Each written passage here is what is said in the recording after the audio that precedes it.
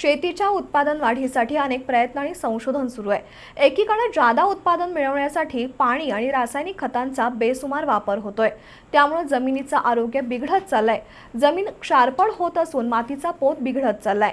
अशा वेळी जमिनीचं आरोग्य वाचवणं गरजेचं आहे. त्यासाठी 3 वर्षातून एकदा माती परीक्षण करून घेणं आवश्यक आहे. तसंच जमिनीचा बिघडलेला पोत सुधारण्यासाठी शिफारस केलेली खतं योग्य मात्रेत वापरावीत. केवळ भरपूर खत घातलं, पाणी पाजलं म्हणजे पीक तरारून येतं असं नाही, तर विचारपूर्वक रासायनिक, सेंद्रिय आणि जैविक खतांचा एकात्मिक वापर करणं गरजेचं आहे. भारत हा कृषीप्रधान देश आहे. फायदेशीर शेती करायची असेल तर मुळात जमिनीचं आरोग्य टिकणं महत्त्वाचं आहे. मातीत 16 प्रकारचे अन्न घटक असतात. कार्बन, हायड्रोजन, ऑक्सिजन आणि क्लोरीन ही मूलद्रव्य हवा आणि पाण्यातून मिळतात. नत्र, स्फुरुद आणि पालाश ही मुख्य, तर कॅल्शियम, मॅग्नेशियम आणि गंधक ही दुय्यम अन्नद्रव्य आहेत. Zinc, ferrous, manganese, copper, boron आणि मॉलिब्डेनम ही सूक्ष्म अन्नद्रव्य आहेत. पूर्वी आपल्या देशात जनावरांचं प्रमाण मोठं होतं, त्यामुळे शेणखताचा वापर खतासाठी केला जायचा. हिरवळीचीही खतं घेतली जात होती. पाण्याचा मर्यादित वापर करत 2 पिकात अंतर ठेवलं जायचं. त्यामुळे जमिनीला पुरेशी विश्रांती मिळत होती. या सर्वामुळे जमिनीचा पोत म्हणजेच आरोग्य टिकून होतं. पण लोकसंख्या वाढल्यानं अन्नधान्याची मागणी वाढली, तसंच शेतीतील उत्पादन वाढीसाठी स्पर्धा निर्माण झाली. कमी वेळात जादा उत्पादन मिळावं यासाठी शेतीमध्ये रासायनिक खतांचा आणि पाण्याचा बेसुमार वापर सुरू झाला. या सर्वाचा परिणाम जमिनीच्या आरोग्यावर झालाय. वास्तविक शासनानं प्रत्येक पिकांसाठी खतं आणि त्यांची मात्रा ठरवून दिली आहे. जमिनीचं आरोग्य चांगलं राहण्यासाठी आणि माती परीक्षणासाठी कृषी विभागाच्या माध्यमातून अद्ययावत प्रयोगशाळा सुरू झाल्यात.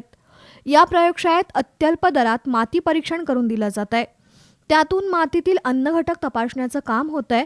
मात्र माती परीक्षण करून घेण्याकडे शेतकऱ्यांचा फारसा कल नाही. त्याचा परिणाम जमिनीच्या आरोग्यावर होतोय आणि शेती उत्पादनात घट होतीये. मातीच्या एकूणच आरोग्याबाबत छत्रपती शाहू सहकारी साखर कारखाना माती परीक्षण प्रयोगशाळेचे प्रमुख सुभाष भोसले यांची भेट घेतली. त्यावेळी त्यांनी आपल्याकडच्या मातीत झिंक आणि लोहाचं प्रमाण कमी असल्याचं सांगितलं. मातीमध्ये लोह आणि जस्त याची जवळजवळ बरीचशी कमतरता आहे. ही कमतरता भरून काढण्यासाठी आपण जे जमिनीचा जो सेंद्रिय कर्ब जो महत्त्वाचा घटक आहे, तो सेंद्रिय कर्ब चांगला टिकून राहण्यासाठी आपण जे हिरवळीची खतं, ताक यांच्या जोर खतं, गांडूळ खतं किंवा विविध पेंडी वापरून जर सेंद्रिय कर्ब आपण व्यवस्थित ठेवला तर आपण जे खतं टाकलेले असतात, इतर सर्व रासायनिक खतं असू दे, जैविक खतं असू दे, याचा वापर व्यवस्थित होतो. जर जे आपल्या जमिनीमध्ये जी काही कमतरता आहे लोह आणि जस्तची म्हणजे झिंक आणि फेरसची, ही भरून काढण्यासाठी आपण जमिनीतून खालून झिंक सल्फेट आणि फेरस सल्फेट दिलं पाहिजे किंवा त्याच्या फवारण्या केल्या पाहिजे. ह्या फवारण्या केल्यानंतर त्या जी कमतरता आहे किंवा ऊस पिवळा पडणं किंवा इतर पिकं पिवळी पडणं ही भरून निघली जाते. जमिनीचा pH म्हणजेच पर्सेंटेज ऑफ हायड्रोजन 6 ते 7.5 पर्यंत असेल तर त्या जमिनीचं आरोग्य चांगलं असतं. या जमिनीत 100 टनापर्यंत ऊसाचं उत्पादन घेता येतं. पिकात बदल करताना अथवा 3 वर्षातून एकदा तरी प्रयोगशाळेत मातीचं परीक्षण करणं गरजेचं असल्याचं भोसले यांनी नमूद केलंय. आपण जे अंदाजे खतं वापरत असतो ते अंदाजे खतं न वापरता त्या जमिनीच्या आरोग्याप्रमाणे ज्या जमिनीला लागतं त्या प्रमाणात खताचा योग्य वापर राहील. आपण शिफारशीप्रमाणे किंवा ज्या माती परीक्षण प्रयोगशाळेचे जे सांगितले आहे त्याप्रमाणे जर खताचा वापर केला, शिफारशीप्रमाणे वापर केला तर आपल्याला वेळेची, पैशाची बचत होईल.